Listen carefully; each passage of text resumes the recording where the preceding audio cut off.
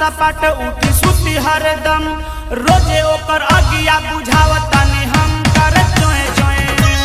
मना करी तब नहीं धरतावे दम कर चोए चोए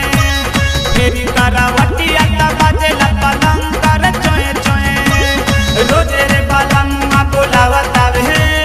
लाला की पलंगिया हिलावतावे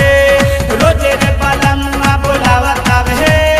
लाला की पलंगिया हिलावतावे।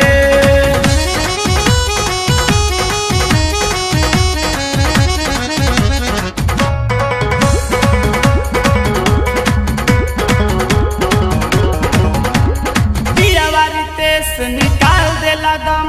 बोला है अनिल दीपू कहीं के से हम भीतरी के चीज मोर भइल बामा बम कर चोए चोए